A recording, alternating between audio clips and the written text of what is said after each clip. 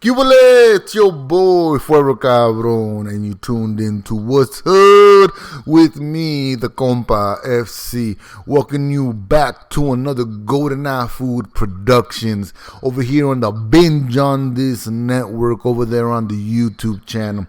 Shout out to you for liking, subscribing, posting, sharing, emailing, DMing, and the whole nine, dog.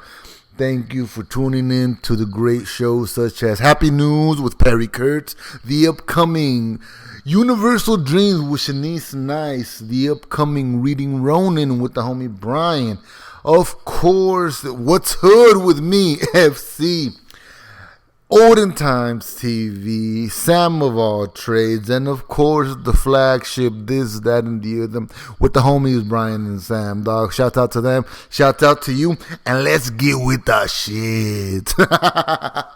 I've been good, dog. I've been over here just brushing up on my history just a little bit. I've been reading some old-timey newspapers or whatever, trying to refresh back my memory on certain shit. And I came across, if you look at through my Instagram or whatever, I have old stuff I have on there.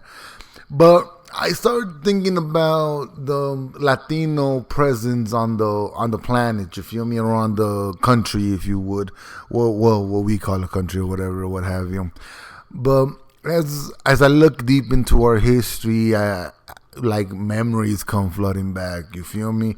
Old news, old articles. It's a trip down memory lane, I'm not gonna lie. And once again I appreciate you for listening to What's Hood, dog. But in this week and today's conversation, I just want to break down our history, you feel me? Mexico lost the western part of what's now considered the U.S. in the Mexican-American War back in the mid-1800s, you feel me? It happened shortly after their civil war between blacks and whites, or what have you, or ownership and non-ownership.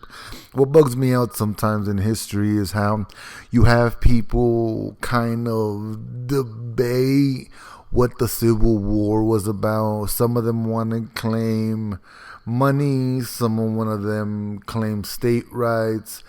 But at the end of the day, no matter which way you slice it, the Civil War was a byproduct of a slavery, you feel me? Like, at the end of the day, if it didn't happen then, it would happen now. And it's a thing, Loke, you feel me? Earlier this morning, I was reading about the Tulsa tragedy over here in the U.S.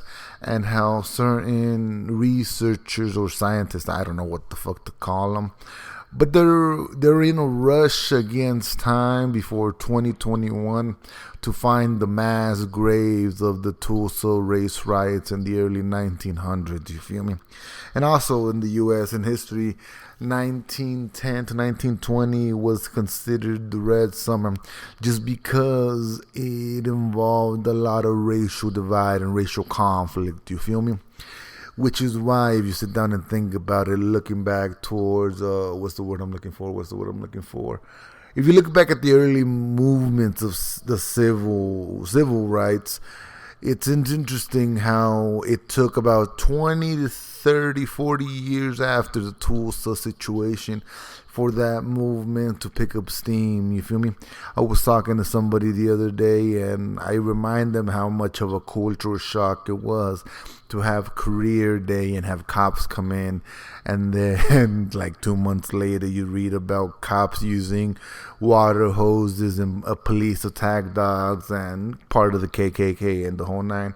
Shouts out to Rage Against the Machine for the lyrics. Some of the workforces are the same that burn crosses. But I'm not going to get into that aspect, you feel me?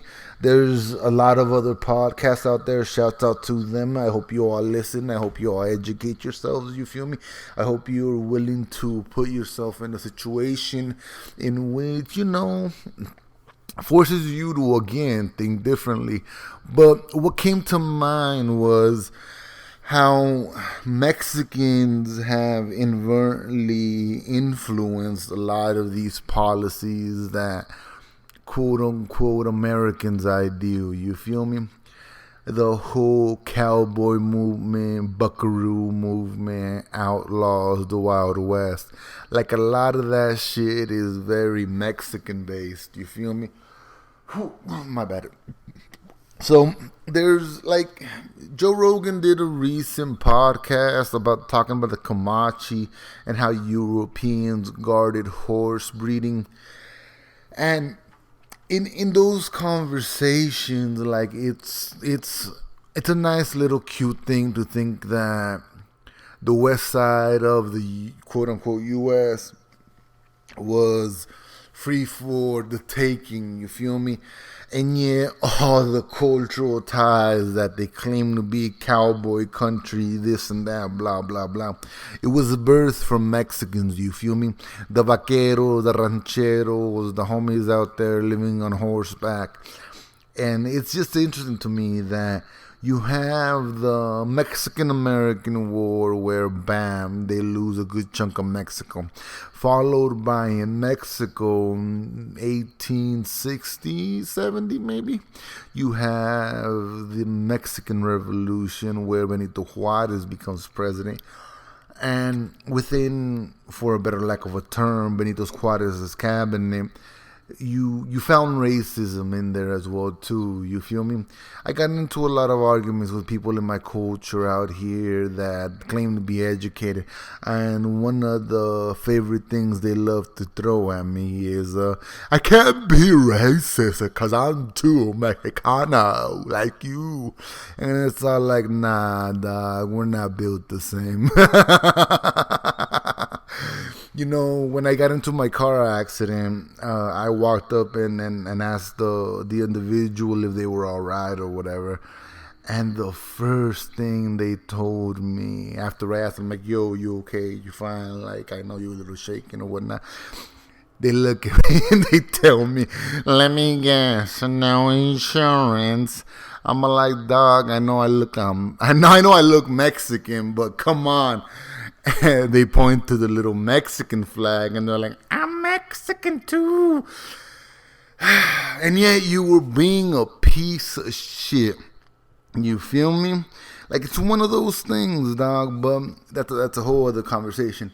So between when Mexico gains its independence from Spain, when Mexico loses the Mexican-American War, for 20 to 30 years, you have a dictator, Porfirio Diaz, that is the reason for the Mexican Civil War. And there's something about that generation to me that speaks volumes, you feel me?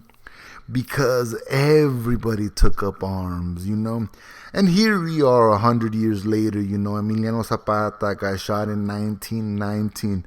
Villa's last battle, I think, was in 1920, 1921, and then he got assassinated in 1923. And kind of every other individual there, just, you know, all the figureheads, the Maderos, the Orozcos, the Huertas, just the political climate at the time was just mad different. But the question that I asked myself, being that I wouldn't call us immigrants, but being that we travel going up in northeast lands, it still influences, you feel me? Go to any hood spot, go to any barrio, go to any place where Latinos stand, let alone Mexicans. You're going to see murals of 3 individuals, hands down. The Guadalupana, Zapata, and Villa. You feel me? And they were some of those individuals that were the last to have, I want to say, teeth. I mean, it's a difficult conversation, you feel me? But as I'm thinking about all of this, like, again, the question becomes is, how do you turn something from one nation to a whole people, you know? At the end of the day, I keep telling my Mexicans, kinfolk or whatever, or, you know, just people from different parts of Mexico about their indigenous side, you feel me? Some of them are pale skin, some of them are brown skin, and some of them just fall in between that spectrum. But within all of that, like, if you're going to be proud to be Mexican, that comes with a cultural indigenous identity, you feel me? That eagle in the flag. My bad, guys. I got something. Um, but that eagle in the flag is to represent our indigenous side. You feel me? And when it comes to that side of the conversation, when it comes to that side of the dialogue or what have you, it's just something that's very clearly ignored. You feel me? You got people claiming to be proud to have sangre azteca, but yet none of them knows what that means for their culture. None of them knows what that means for their people. None of them are willing to really have that discussion to figure out how you move forward, what comes next. You know, what does it mean when, again, this is going to sound very fucked up, but when foreign governments try to oppress a culture, you feel me? At the end of the day, when you go anywhere west of the Mississippi, it's gonna be Latino influence, from pueblos to city to whatever you want to call it. You feel me? We have such an overwhelming presence, and that presence is co-mixed and commingled within the U.S. The indigenous tribes here. You feel me? The natives. I'm in Phoenix, Arizona, so the Hopi, the Navajo, the Yaqui, like the Apache, they're a community out here, you feel me? And I mean, I'm not gonna lie, I look at them like I see cousins, you feel me? We make things differently, but at the end of the day, we kind of come from similar struggle, you feel me? And again, the idea of representation comes back to mind, you know. When the people elevated people like Zapata, people like Villa, the government had no other choice but to go with the current train of thought, you feel me? So I sit down and think about just what it means to be a Latino on the western side of the U.S. And to me, that I mean, it means to be like pro-indigenous, pro-mestizo, half-breed, because again, that's a big part of my conversation, you feel me? When I talk to my culture, when I talk to my gente, when I talk to my raza, when I talk to my raíz, my roots, I remind them that we come from indigenous sides, you know what I'm saying? And like I said again, I'll say it before, I do get confused with the ideas of socialism. A motherfucker did read Animal Farm, 2 legs good, 4 legs bad, 4 legs good, 2 legs bad. Like, it's easy to convert the people into what you want them to be, you feel me? It's easy to keep repeating the exact same news cycles repeatedly left and right. Right now in the U.S., there's a big old sex trafficking problem, you feel me? But that comes with people trying to find or devalue women, and it's a bigger conversation. And especially it's one affecting the Latino community, and on a personal level, and this is gonna sound blasphemous, but all of that shit comes from the Bible, all that shit comes on the boat, all that shit comes from all those negativities, because the culture out here, like I said it once and I'll say it again, it was different, you feel me? If you're Latino, if you're mestizo, if you're Mexican, Mexican American, Latino American, whatever you want to put before your quote unquote U.S. citizenship or U.S. papership, like, yeah, dog, there is a clash of cultures, there is a clash of differences, you know? And in all of these things, when I look back to, you know, once again, my Mexican history here in the U.S., I look at places like La Placita Olvera, there's places in San Antonio, Texas, there's places in Las Cruces de Nuevo Mexico, Mesa in Arizona. Like there's all these things out there that remind us of our roots, but if you keep driving around, you're gonna find us impoverished. You feel me? And if there's one thing that I wish I could do was remind them of their value and their worth. You feel me? But being that we're so afraid of, as a culture, we're so afraid of cops, and it's fuck the ops till the day I die. But we're so afraid of, you know, getting our freedom stripped from us. And mind you, they don't even strip us of our freedom at the end of the day. They throw us in fucking cages. Whether it's internment camps when you're crossing the border, to whether it's a maximum, say, penitentiary, you feel me? There's still cages. They're still trying to condition us to live and conform to those ideals. And it's so easy to get disheartened, and it's so easy to get discouraged, you feel me? But like I said before, and I'll say it again, if you're west of the Mississippi, dog, you're gonna deal with Latinos, you're gonna deal with Mexicans, you're gonna deal with the seeds that were here before, mixed with the seeds that you're trying to introduce now. You know what I'm saying? A lot of Latino origins come from a tragedy, whether it's sexual assault, whether it's incest, whether it's, you know, vices or whatever. It's emotional stunted growth. You feel me? And just looking at those things and thinking back to the last 500 years that are coming up since the Aztec Empire fell, the conversation is always, how come Latinos don't this? How come Latinos don't that? How come Latinos feel at things with a baseball bat? And it's all like, dog, you need to find love in your culture. I listened to this homegirl. She's really she's from LA and she's in LA radio. You feel me? Her name's Leticia or something. I forget what her last name was. But when I first got introduced to her, it was Ricky Ma, and it was just funny to me watching her just sell herself out to that extent, and then watching her kind of find back her roots. And she has a great message to say, but the thing that bothers me about it is always going to be the the God in the room. I hate how much mixed indigenous seeds praise that it's a weak idea. And mind you, if you're religious and this and that, I don't mean to disrespect you. I don't mean to discredit your belief.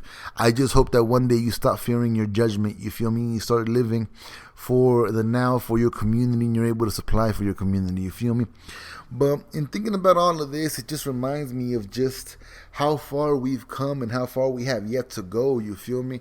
And like I said, it's easy to get discouraged, locals, but you gotta be willing to fight. You gotta be willing to make a difference. You feel me? Like I said, a lot of my generation murals in the hood, in the barrios, in the vecindades, and anywhere, Pancho Villa, Emiliano Zapata, they're heralded, you feel me? They got them bandoleros across their chests, and they're ready for war. And what does that mean in the U.S.? What does that mean against other people? You feel me? And it's problematic. I was talking to a homie one time, and they were like, why don't you think Latinos will ever be up on it? Like, X, Y, and Z. Or why? Like, when do I think we're going to get our taste of freedom? And it's all like, dog. They're trying to strip us away of things. They're trying to remove our will, you feel me? Trying to condition us and force us to be something we're not. And that's tiring. I don't know about y'all, but I'm cansado. I am tired. I am exhausted. Yo quiero más. I want more. I don't want to be taking a bus in the hood and all I see is defeated brown faces, dog. That's not the move. You feel me? There's beauty in the struggle. There's beauty where we come from. And mind you, since the mid-1800s to now, it's been a silent struggle. But like I said before, and I'll say it again, with the advantages of the internet, with the advantages of, the homie Bryan giving a compa like myself a chance to reach my community in one way or another. And if you're out here listening from across the fucking planet, dog, shout out to you, you feel me?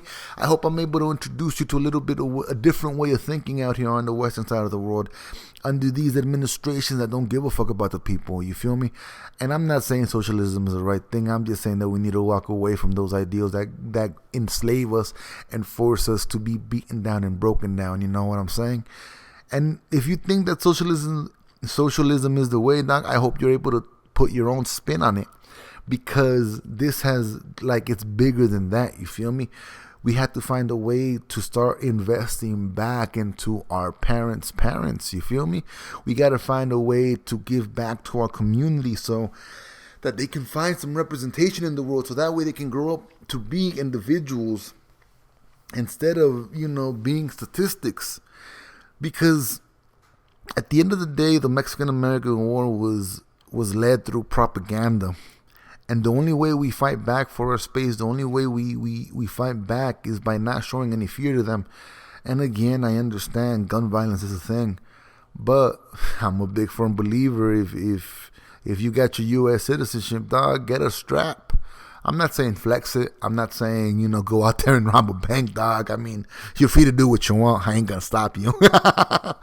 But learn yourself gun acts, you feel me? Gun violence ain't a good thing, but you can't be afraid of it because our culture dances with death, And I understand that it's a daunting task, you feel me? I'm not telling you to arm yourself to go start a revolution. I'm just telling you to arm yourselves to prevent yourself from being taken advantage of in the grand scheme of things, you feel me? The Tigres del Norte have a song, Los Hijos de Hernández, which states the the Latinos' parents struggle of watching their kids go to war and not come back. And the funny thing about those statistics is that a lot of people that join the Army and the Marines, or a lot of them, are Latinos. So how many Latinos are getting over there murdered and killed for a generation that don't give a fuck about them? You feel me? And that's the thing about it too. Like, you can join the military, you can do what you want, but I just hope you remember that when you get out, you have a community bigger than what they pressed into your mind and brainwashed you with. You feel me? Because your community just isn't the one where they send you to, and all you see is poor white people. No. Come to the western side of the planet, come to the western side of the coast, and understand that it's out here that your people are suffering too. You feel me?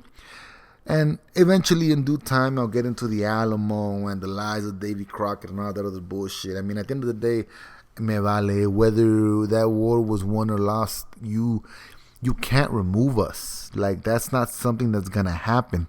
The victory is through governments, and we as a people are not governments. We're not sovereign citizens. You can you can throw that lie out the fucking window. At the end of the day, if they want to put you in chains, there's not really much we can do. You feel me?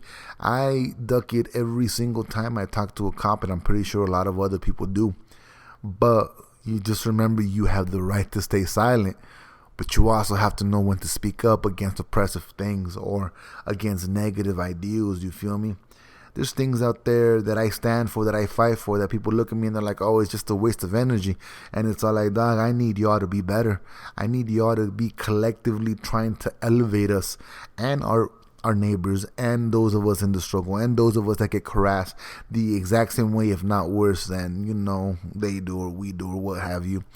And in this all, like, I mean, at the end of the day, the thought that I come to when I'm thinking about all those situations is, and how less than 100 years they're trying to beat us down. You feel me? The Mexican Revolution ended in 1923 with the death of Villa. A lot of people don't really view it that way because Villa had quit fighting by 1921, but the government still feared him to that level. You feel me? When Zapata was assassinated and they paraded his body around a newspaper to stop the fighting. But there's legends to this very day that Zapata rides around the montes, which are, the mountainside, the hillsides, or what have you, on a white horse. Been scaring the government ever since, you feel me?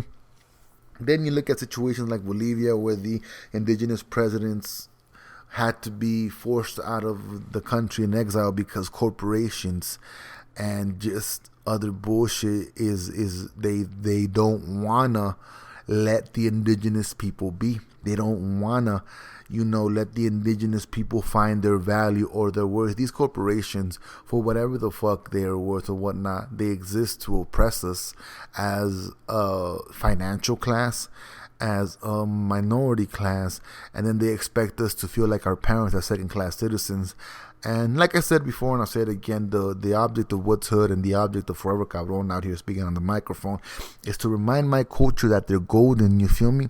That wherever you find Latinos, you found El Dorado, the city of gold, And as, mind you, this is 2019 coming to a close.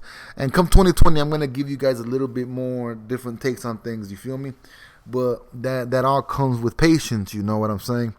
But this conversation was it's just something that's been on my mind. You feel me? I understand that it was all over the place. But I just hope it's some food for thought, homie. It's some food for thought for you out there trying to, educate yourself. I give you things for you to look deeper into. You feel me? I'm not going to give you... I expect you all to do your own research to a degree. If I said something that made you curious, if I said something that sparked a different thought, I hope I allow you to look at it differently. You feel me? Because it is crucial that we learn to look at things from all angles and try to find a solution for shit. You know what I'm saying? It doesn't only apply to math. It doesn't only apply to word problems. It applies to us as a culture, as a people, as a whole. You feel me? In due time, I know that a homie, when I speak, it rubs people the wrong way because I speak with such authority and such force that, it's a dog haters gonna hate. But that's gonna be for me, I'm gonna catch you guys at the next light. Lates.